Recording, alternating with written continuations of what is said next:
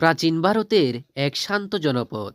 সেখানে তথাগত গৌতম বুদ্ধ তার শিষ্যদের নিয়ে অবস্থান করছিলেন।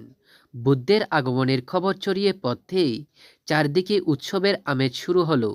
বুদ্ধের দর্শন পাওয়ার জন্য এবং তাকে কিছু দান করার জন্য নগরের আবাল বৃদ্ধ বনিতা উন্মুখ হয়ে উঠল।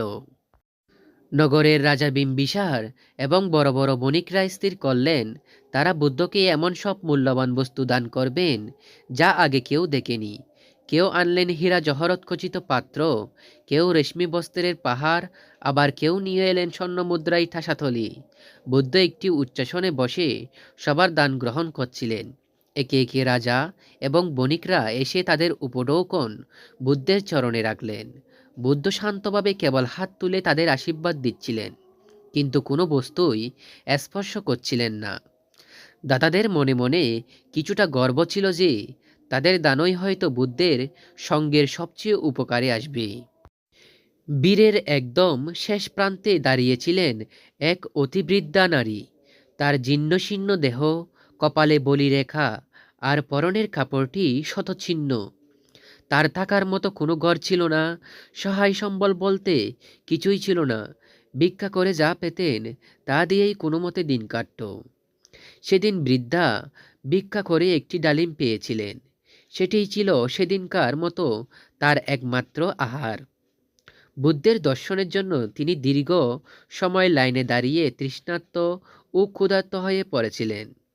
অর্ধেক ডালিমটি তিনি মাত্র খেতে শুরু করছিলেন, ঠিক তখনই তার সামনে বুদ্ধকে দেখার সুযোগ এলো। বৃদ্ধা যখন বুদ্ধের সামনে পৌঁছালেন, তিনি লজ্জায় কুঁকড়ে যাচ্ছিলেন। চারদিকে রাজকীয় সব আয়োজন, আর তার হাতে একটি অর্ধেক খাওয়া সাধারণ ফল।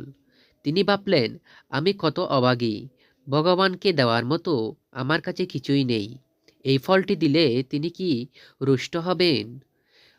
কিন্তু বুদ্ধের করুণাময় চোখের দিকে তাকাতেই বৃদ্ধার মনের সব দ্বিধা কেটে গেল।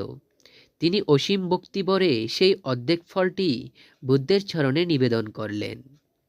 তৎক্ষণাৎ এক অলৌকিক দৃশ্য দেখা গেল যে বুদ্ধ এতক্ষণ বড় বড় স্বর্ণের থলি স্পর্শ করেননি।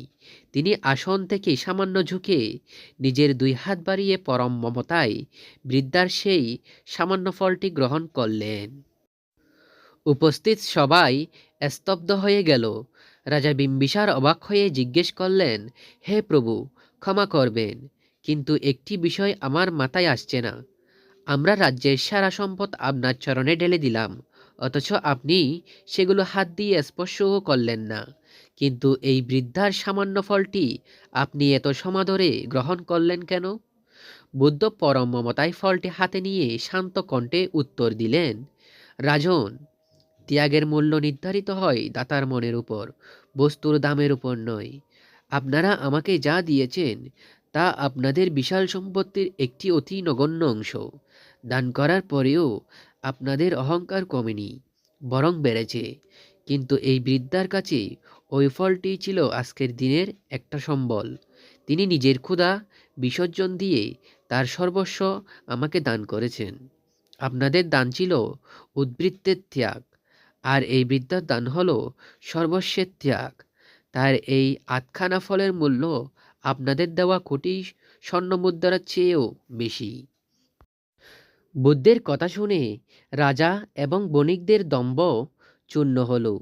তারা বুঝতে পারলেন যে প্রকৃত দান হলো সেটি যার মধ্যে দাতার কোনো স্বার্থ বা অহংকার থাকে না। এই গল্পের মূল শিক্ষা হলো নিয়ত বা উদ্দেশ্য।